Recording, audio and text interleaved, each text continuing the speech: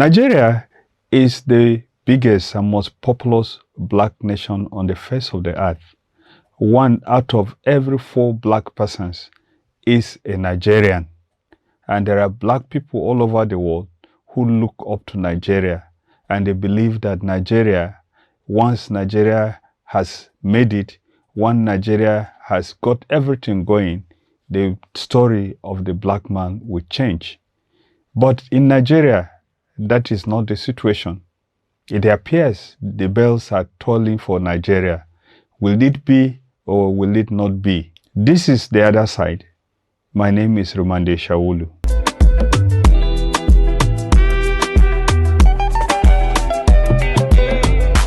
It is believed that the negative statistics about the black man will change once the story of Nigeria changes because of the huge population of black people in Nigeria.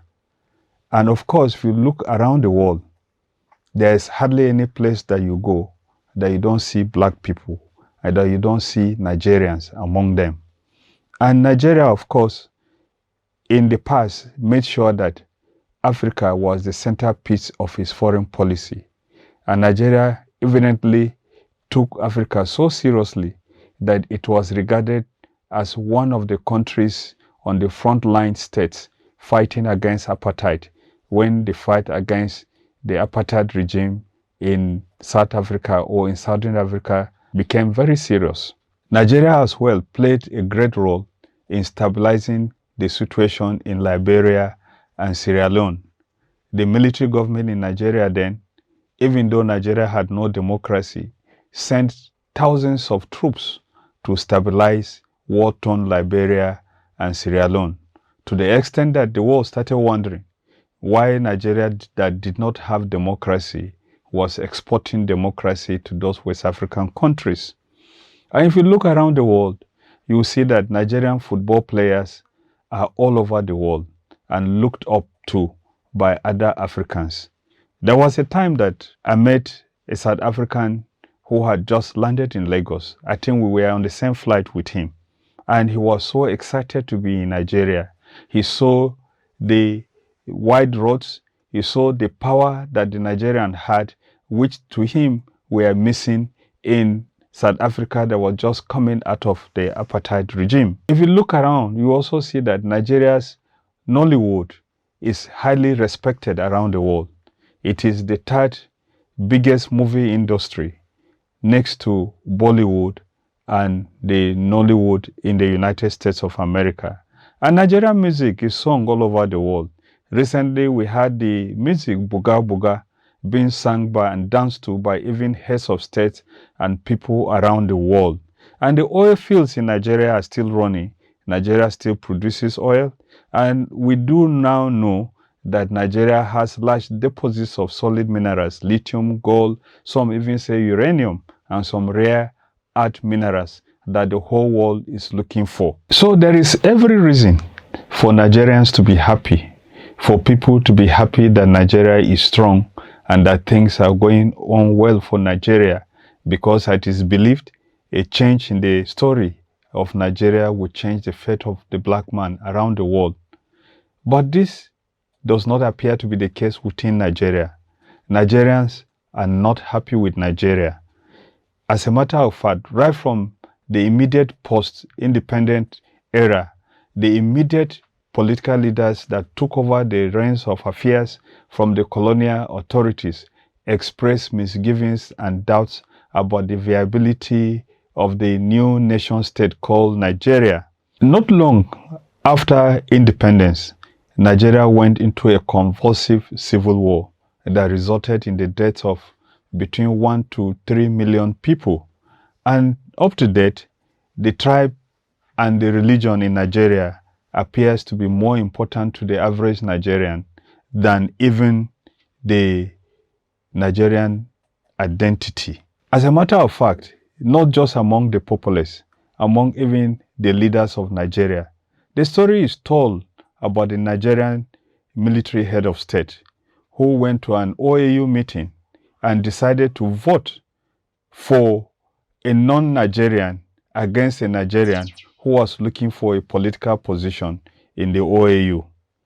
Non-Nigerians are preferred in some states of Nigeria to even Nigerians.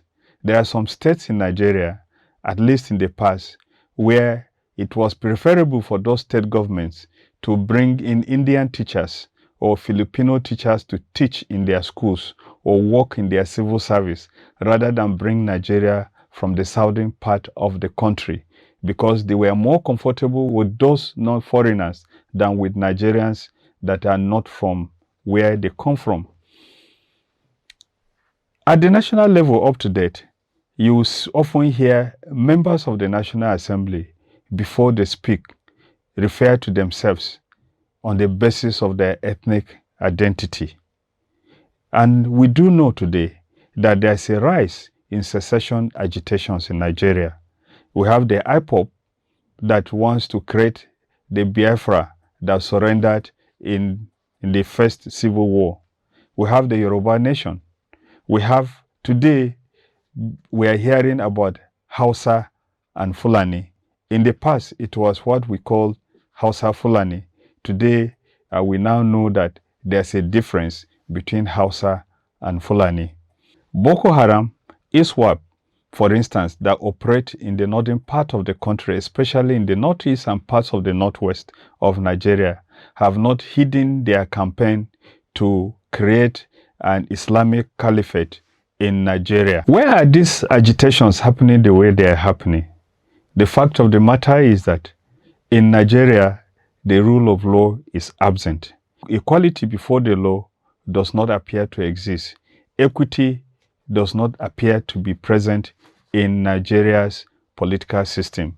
Nigeria's political system appears to be a hybrid between what happens in the West, a democratic system that operates on the basis or operates just to give the impression that Nigeria is a democratic system and not a system that has proper electoral laws that are respected, or a system that has a judicial process that people can rely on. Nigeria runs different legal and criminal law systems. In the south, the criminal code operates. In the north, it is what is called penal code. And this penal code, it was adapted from the Islamic government of Sudan.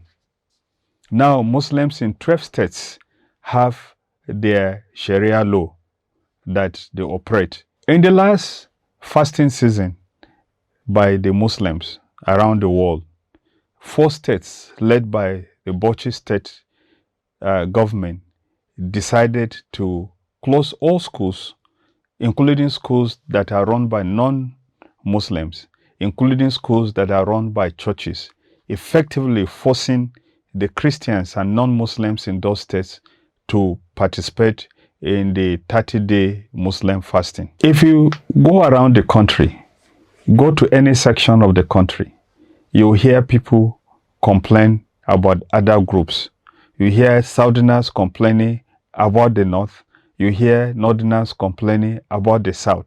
If you go to the states, you hear different ethnic groups complaining against each other and accuse government of siding one ethnic group against another, or siding one religious faith against the other religious faiths. All through the history of Nigeria, from the time of the colonial authorities, efforts have been made to ensure that Nigerians live together peacefully and accept one another. As a matter of fact, the British government set up the Willings Commission to work on allaying the fears of the minorities against discrimination. If you go through our history, you will realize, or you will see, that even some of the political groups that emerged were groups that emerged because of fears of discrimination, such as the non-Muslim Zone League that transformed into the United Middle Belt Congress in the First Republic. Efforts to accommodate different groups and to allay these fears started right from the time the colonial authorities were still in charge of Nigeria. However, the agitations to create the Middle Belt Zone was rejected by the colonial authorities. As a matter of fact, the Willings Commission had a mandate just to allay the fears of the Middle Belt and not to create a state for them. But since Nigerians took over the reins of power, the states or the regions increased from 3 to now 36, with Abuja making the 37th one. In each of these units that were created, the contradictions of the federal system were replicated, and therefore the agitations for creation of more states have simply increased. As well, even the 774 local government areas that were created appear to have replicated the contradictions that were noticed in the federal structure. The fact of the matter is that some Nigerians keep saying that Nigeria was forcefully created by the British government and that there is no reason why Nigeria should continue to exist. My response to that is that there are very few, if at all, any nations existing today on the surface of the earth that were not a creation of force.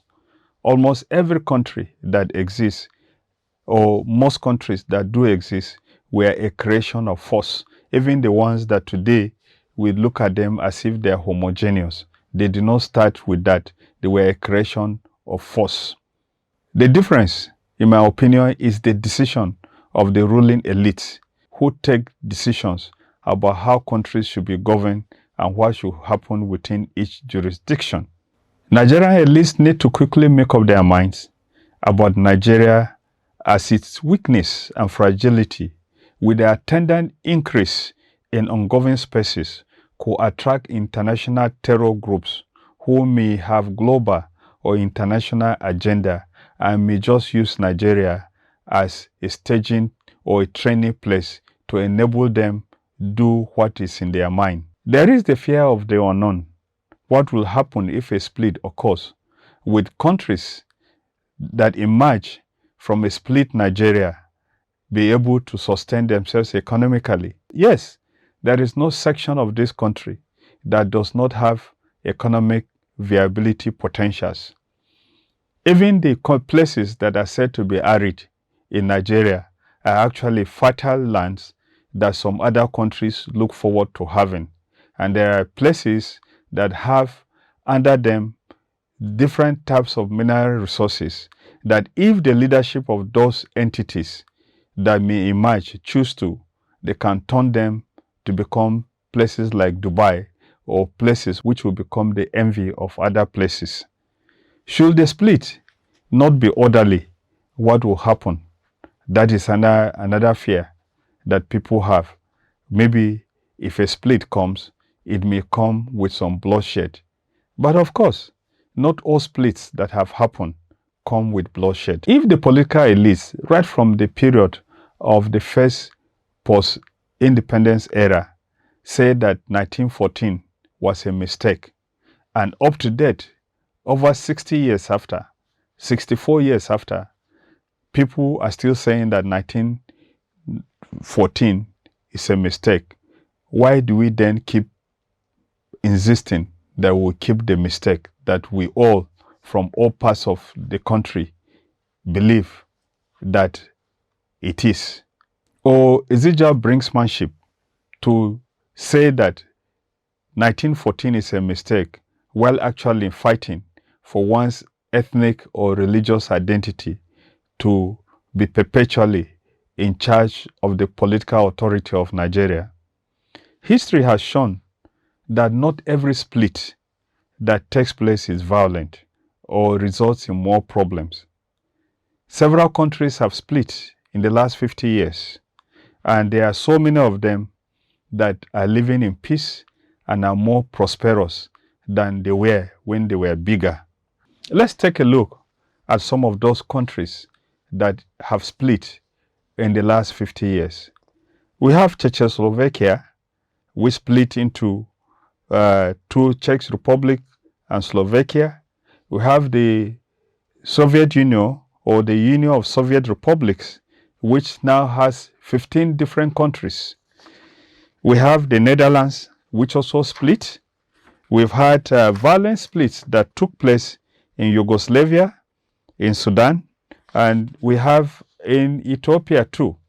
So split or non-split are things that nations in the world keep having them because they are necessary developments. They are things that happen. They are not things that we should be afraid of or that we should insist that they must happen or not happen. We've also had split in Indonesia, which resulted in the creation of Indonesia and East Timor in 2002. However, the warning must be made that the fact that people of the same ethnicity and religion stay together does not guarantee that they will not have problems. It's no reason to believe that that entity will develop and become more developed and more peaceful than those that have multiplicity of ethnicities and religions. In Africa here, Somalia is an example of one country that has been in violence and has even failed. It's a country that has just one clan. The Irish people fought themselves despite the fact that they belong to the same ethnicity, but then they were divided by religion. Bloody fight that they had. We also had Middle East countries, largely Muslims, fighting themselves, killing themselves.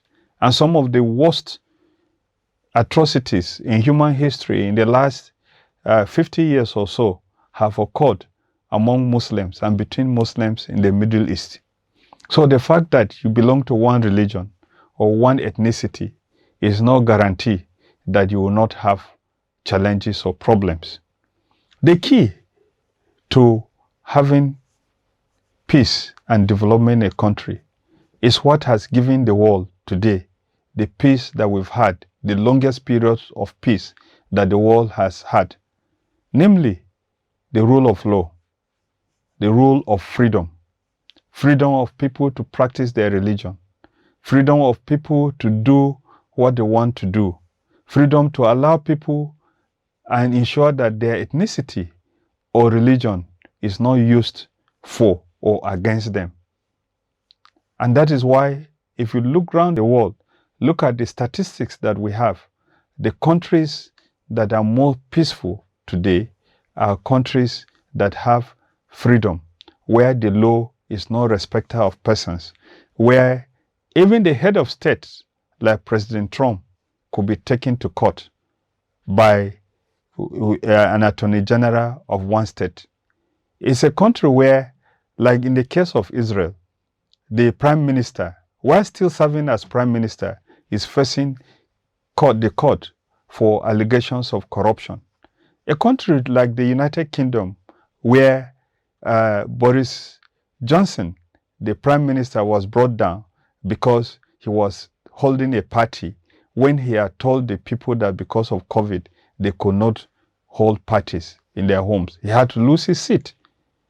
And if you look at the statistics that we have around the world, demonstrably, you cannot have a country that tramples on the rights of its people, a country that discriminates against its citizens, making progress. When you allow people the freedom that God has given them, you open up rooms for innovation. You open up room for creativity. You open up room for love for mankind. And that is the reason why in Nigeria today, the challenge that we have is not so much about which religion, which ethnicity, which region that people belong to. It is because the elites, for selfish reasons, have held the country hostage. Until the country is freed, we will not see much of development. And we will keep working on the brinksmanship of whether Nigeria should split or Nigerians should stay together. Once again, my name is Romande Shaulu. This is The Other Side. Please share, like our video, and subscribe to our channel so that we can bring you more commentary as this one.